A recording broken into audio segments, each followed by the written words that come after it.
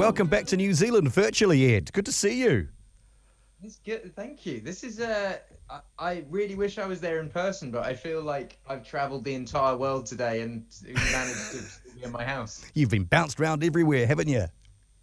Man, it's great. But you know, they put the countries at the end of the day that make me excited, and New Zealand is the last one. So you should take that as take that as you want. But I'm very, very happy to be chatting. You say nice things. Time for me to say a nice thing. The new single, Bad Habits. Oh, we love it. It's quite 80s inspired though, hey? Yeah, it's well, to be honest, it's a bit more late 90s dance for me, inspired. Like that, I remember listening to the radio with like, I don't know, like ATB and Eiffel 65 and Yeah, what's right. the yeah, Yeah. it's kind of that in that vein, I think, for me. And the video, tell us about that. Um, It's a vampire video. I love Buffy the Vampire Slayer. The song's called Bad Habits. The lyrics in it, every time the sun goes down, I let you take control. And I feel like that's what happens with vampires. Right, so it's an alter ego kind of song, right? Yeah, at the end of the song, the sun comes up and I turn back into myself. And then I put on loads of sun cream. Was it fun? It was fun, yeah. It was a long 3-day shoot. And like, I'd never really done a night shoot and then gone home to a baby. Yeah. So it was, not a lot of sleep. But then I was playing a vampire, so fair enough. And on that, how's it going, Dad? Fatherhood and all that. And marriage. Gosh, you've had some changes. I know, man. It's been the best. I feel like it's it completely shifted my life and my priorities and just my structure. Like I feel like my day is planned around my family rather than them coming second. Yeah, priorities, you're right. And of course, you've spent some time away from social media. Has that been good for your mental health, for your soul? I just don't see any point in being on social media if it's not for work. I feel like if you work on social media, it makes sense. But like if you're not working, why do you need to be on it? Yeah, like, right. If I want to keep up to date with something, I'll watch the news or I'll read the news. But I don't know. I feel like it's just a dangerous place, isn't it? People they look at what other people are up to and think that they're having the best time, and they go, well, why aren't I having a good time? Yeah. But actually, the people that are posting about having a good time are having a really bad time, and that's why they're posting about having a good time, because they want people to think that. You know what I mean? It's all fake. It's all people are just putting on a brave face. That's what I see. Like whenever my wife, she'll have a friend that posts a selfie, and I'll be like, you should reach out to her and see if she's all right. Yeah. Because that's always when you post a selfie, it's never like, I'm having a great day, it's usually like, oh my God, I feel terrible about myself today. I want someone to tell me that I look nice, and I feel like social media just isn't for me, and I don't think it should be for kids either. I think it's a really dangerous thing to start comparing yourself to other people, and it sort of like takes away the joy of failure.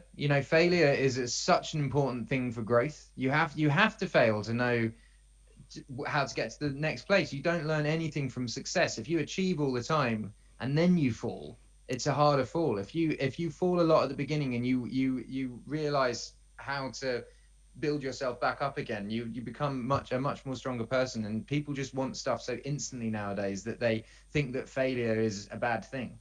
They look at failure and they say, I don't want that, when actually it's a key part of human life. It's a false world. One thing that is an advantage, though, is sharing good stuff. For example, when I saw your song Visiting Hours at Michael Gudinski's memorial service, the promoter, I think that's the best song you've ever written. It really hit me hard. In fact, for anyone who's lost anyone close, when that song is released to the world, will you record it in a studio? What's going to go on there? Because it's going to connect. It'll be huge. Yeah, I recorded it as soon as I got home, and I've actually got Jimmy Barnes, Kylie Minogue singing backing vocals. No way. Yeah, that night I spoke to Jimmy and Kylie because I got quite close to Kylie. Michael was the reason I knew Kylie. Michael was always putting us together and we were hanging out and blah, blah, blah. And Jimmy was such a massive part of Michael's life. And, I got to know him. I'd met him a few times with Michael, but I really got to know him the night of Michael's memorial. And I kind of thought there and there, if I'm going to put out this song, I have to have these two people involved in it. So they're both singing on it. It will connect with so many people. I lost my mum 10 years ago and I thought I was over it until I saw that song. And I went, Thank you, wow. man. Yeah.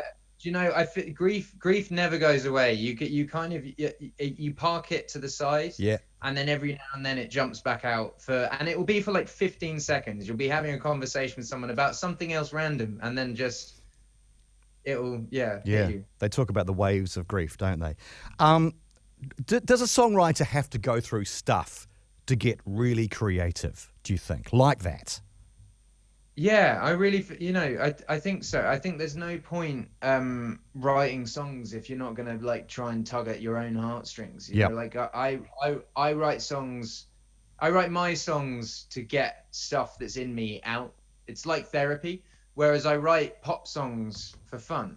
You know, they're fun things to write, and they're good to like flex your skills or whatever. But in terms of like actually real meaningful songs, and the songs that usually connect to people, they're the ones that you have to really dig deep. Joni Mitchell always said, the closer you get to your heart, the closer you get to everyone else's. And I think it's really true, because I mean, you know, Visiting Hours is a song that, like, you know, I couldn't even finish singing it at Michael's funeral. Like, I've never cried playing live. I couldn't even finish singing it. And that's a song that, you know, it's not going to be a #1 pop smash around the world, but as you so kindly said, it connects to people. You know, people connect to real emotion, not fake emotion. It's really easy to write a song with fake emotion, but you have to actually go through stuff to write the real emotion, you know.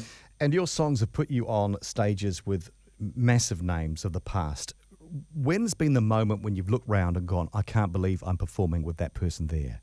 What comes to mind? Oh man, like all the time. Stevie Wonder. I sung Pastime Paradise with him at his Songs in the Key of Life tour. Rolling Stones was definitely one, because I was on like a big catwalk at the front with Mick. That's bonkers. And I remember just looking around and being like, oh wow, that's the Rolling Stones. Oh, and that's Mick Jagger. Oh, and there's a stadium. I just remember just being like, this is really weird. Beyonce is always a super like surreal person to sing with, because she's like, for my generation and the generation before and the generation after, she's probably the most important artist of our time, you know. But then lots of people. I mean, I think Elton's my favorite artist ever. So being able to, like, he's now my mate. Like, I go to his for dinners. He comes to mine for dinners. He FaceTimed me Christmas Day and was like, we should write a Christmas song together. You know, like, he's crazy.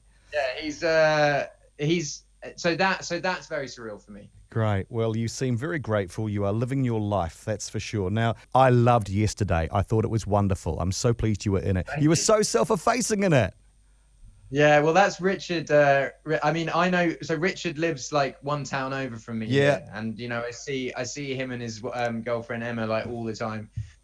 We're just like family friends. So I'm not blowing my trumpet here, but that film I think is about me, because but listen, it's a boy from Suffolk right.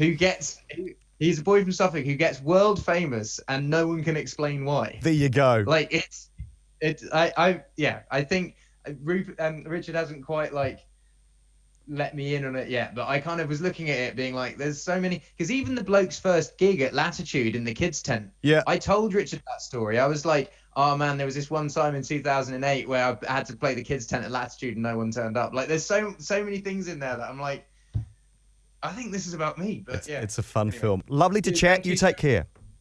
Thank you so much for that interview, man. It was really nice. Thank you. See you. Bye.